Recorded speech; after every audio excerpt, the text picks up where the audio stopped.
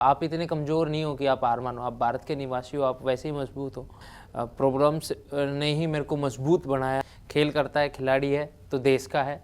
Hello, Namaste, Adab. I am Smriti Sharma and in today's session I have somebody very special. इन्होंने देश का नाम रोशन किया है और एक पूरी की पूरी जनरेशन को इंस्पायर किया है. Presenting to you Navdeep Singh. Navdeep, welcome and congratulations for your recent win. Thank you ma'am. हम तो obviously नए साल में आ गए हैं लेकिन सेलिब्रेशन रुकना नहीं चाहिए. बिल्कुल ma'am, thank you. Navdeep, I want to know from you कि रेसलिंग से पैरालंपिक्स में जाने का जो आपने सोचा, ये क्यों आपके दिमाग में आया? क्या था इसके पीछे? क्योंकि मैडम देखो, रेसलिंग तो क्विट हो ही गई थी क्योंकि मैं दोबारा भी गया था बट नहीं हो पा रहा था, तो इसलिए और खेल से रुचि थी तो इसलिए खेल था ही खून में, तो इसलिए करना था। तो फिर देख रहा था ऐसे ही, तो नीरज भाई साहब देखे तो वहीं से फिर शुरुआत करी कि नहीं अब जेवलिन करेंगे। ओके, लेकिन जब ये दिमाग में आया कि अब जैवलिन करेंगे और फिर फाइनली जब आपको मौका मिला, इसके दौरान की जर्नी आपकी कैसी रही? देखो मैम, काफ़ी स्ट्रगल रहा था कि बाहर से गांव से दिल्ली आया सीखने के लिए और फिर ट्रेनिंग शुरू की और यहाँ महानगर में अलग ही माहौल था। तो बस यही था कि सब चीज़ें फिर वही गांव वाली चीज़ें रहती थी कि नहीं ठीक है, मन लगा के करना है सारी चीज़ें। हालांकि प्रॉब्लम्स आती रहती थी कि कभी फाइनेंशियल हुआ या फिर कभी अलग सोशल रहा या फिर जो भी था, बट उन सारी चीज़ों ने मेरे को मेरे एम से नहीं भटकने दिया, क्योंकि मेरे को पता था कि जब मैं एम पे टारगेट रखूँगा तो आई थिंक सब सही रहेगा। तो वही सोच के आगे चल रहा था कि मैडम अभी हार नहीं माननी है, और प्रॉब्लम्स ने ही मेरे को मजबूत बनाया और उस काबिल बनाया कि हाँ मैं आगे और अगर मैं भारत का प्रतिनिधित्व करूं तो एक एज ए स्ट्रॉन्ग खिलाड़ी के रूप में करूं। तो वहीं से ट्रेनिंग शुरू हो गई थी जब मैं दिल्ली आ गया था, तो वहीं से फिर आगे मौका मिलता रहा और पेरिस में मेडल जीतने का भी मौका प्राप्त हुआ। लवली, आपने ये जो बात कही कि प्रॉब्लम्स ने ही मुझे मजबूत बनाया, दैट्स सो ब्यूटीफुल। आजकल की जनरेशन प्रॉब्लम से ही दूर भागती है। दे हैव ड्रीम्स लेकिन वो कतराते हैं कि उन्हें मटेरियलाइज कैसे करें, आगे कैसे बढ़ें। तो जो युवा पीढ़ी है उनके लिए आपका क्या मैसेज है? यूथ के लिए यही रहेगा कि जब आप कोई भी अपना टारगेट या फिर अपना एम लेके चलते हो तो उसके लिए छोटे छोटे और टारगेट बनाकर अपने एम की तरफ रखो और हार मत मानो, क्योंकि जब आप इतने कमज़ोर नहीं हो कि आप हार मानो। आप भारत के निवासी हो, आप वैसे ही मजबूत हो।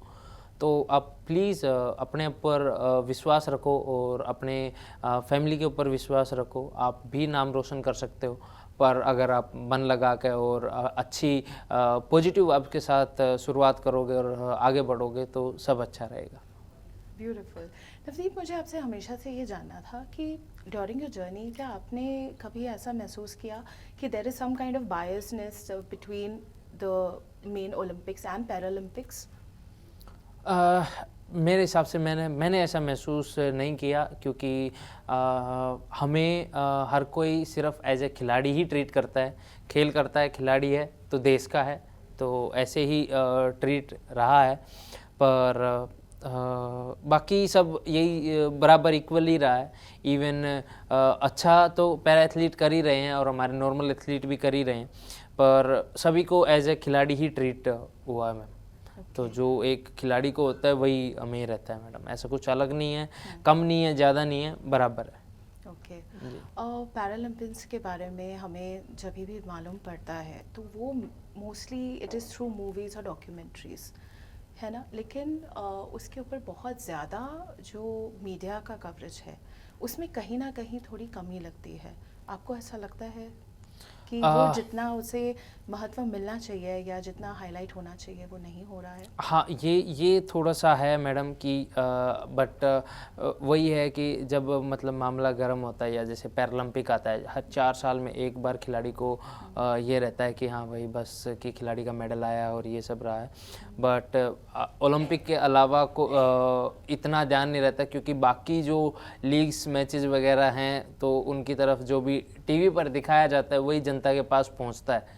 तो जब हमारी बाकी मीडिया कवरेज जब दिखाएगी और जागरूकता फैलेगी तो भारत के अंदर और भी अन्य खिलाड़ी प्रेरित होंगे ये सब करने के लिए और आने के लिए। और जिसमें जब हम 36 में अगर ओलंपिक और पैरालंपिक की मेज़बानी करेंगे तो और खिलाड़ी हमारे पास न्यू और यंग एथलीट आएंगे जब जागरूकता और मैसेज अच्छे से कन्वे किया जाएगा।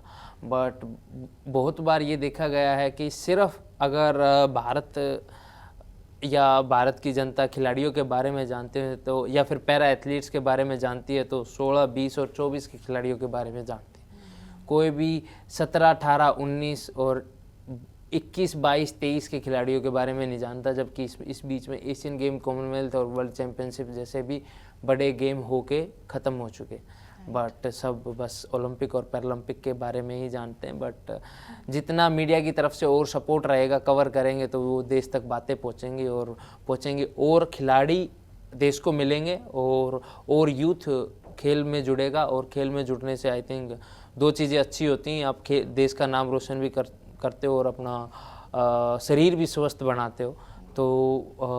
तो जितनी ही जागरूकता पहुँचेंगी तो उतने ही न्यू एथलीट आएंगे और 36 में भारत अच्छा प्रदर्शन करेगा।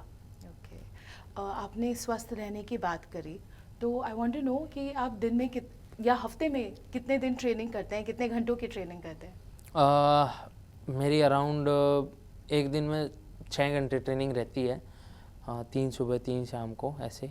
पर ऐसी कोई लिमिटेड बाउंडेशंस नहीं है। मतलब ज़्यादा भी हो जाती हैं और कई बार जब अच्छा रहता है तो थोड़ा बहुत कम भी हो जाता है। पर वही है, अब जैसे हमारी भारत सरकार ने एक नई मुहिम भी चलाई है कि फ़िटनेस का डोज आधा घंटा रोज़, तो आधे घंटे से ज़्यादा कर लेते हैं। बढ़िया। और खाने पीने का भी ध्यान रखना पड़ता होगा, जी। तो व्हाट आर द थिंग्स जो आपको बहुत पसंद है लेकिन वो नहीं होती आपकी डाइट में because of the routine that you follow? जैसे रसमलाई अच्छी लगती है, आइसक्रीम भी अच्छी लगती है,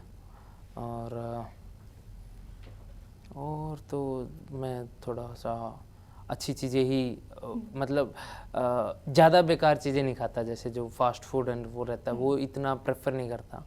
पर जैसे बिरयानी भी अच्छी लगती है, वो तो वंस इन ए वीक वैसे भी हमारा साई में बनता है तो उधर खा लेता हूँ मैं। और उधर का ही खाना अच्छा लगता है, बाहर का मसाले वाला इतना ज़्यादा अच्छा नहीं लगता। तो ये सब थोड़ा फेवरेट रहता है मेरा। ओके, एक लास्ट सवाल, पानीपत से पेरिस जी, जब फर्स्ट टाइम आप वहाँ गए जी, क्या था, क्या चल रहा था दिमाग में? और जब वो चकाचौंध देखी वहाँ की, कैसा था? मैं पहले मतलब मैं उधर पहुँच गया था 20 तारीख को मैं फ्रांस पहुँच गया था, 7 तारीख को मेरा कंपटीशन था।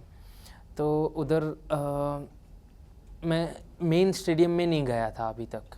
तो एक मेरे साथी खिलाड़ी का इवेंट था, उनका इवेंट देखने गया। तो जब मैंने देखा तो अंदर पूरा ग्राउंड खचाखच भरा हुआ है, पूरी जनता, पूरा पेरिस का, फ्रांस के लोग तो देख ही रहे हैं, even all over the world भी हमें देखा जा रहा। तो वो चीज़ एक थोड़ा सा एक बार ये आया मन में कि यार यहाँ कैसे फ़ाइट होगा, ये सब यहाँ कैसे होगा। पर एक बार जाने के बाद फिर मैं सीखा कि कैसे नर्वस नहीं होना है और अंदर जाने के बाद कैसे कंट्रोल करना है, कैसे खुद पे काबू पाना है। तो वो सारी चीज़ें सीख के और फिर मैं मतलब अपने इवेंट वाले दिन दोबारा गया था। इसलिए एक बार चेक करने गया था कि क्या माहौल रहेगा, क्या नहीं रहेगा। तो बाकी अगर फर्स्ट टाइम ही अंदर घुसता तो चीज़ें अलग होती, क्योंकि वो इतनी सारी जनता जब देख रही होती है और फोकस सिर्फ आप पे होता है तो आप भी नर्वस हो जाओगे। अगर यहाँ सारे आदमी सिर्फ आपको देखेंगे तो वहाँ तो पूरा क्राउड ही आपको देख रहा होता है, आपके लिए चीयर कर रहा होता है। तो वो थोड़ा सा एक वो था, पर चीज़ें वही थी, आप प्री प्लान किया, हर एक चीज़ का पूरा एक प्लान बनाया और वो चीज़ फिर लागू करी और फिर अच्छा रहा मैडम। ओके, वी विश कि ऐसे एक्सपीरियंसेस आपको और मिले आगे और आप ऐसे ही देश का नाम रोशन करें और यूथ को इंस्पायर करें। Thank you so much for joining us today. Thank you so much ma'am, thank you.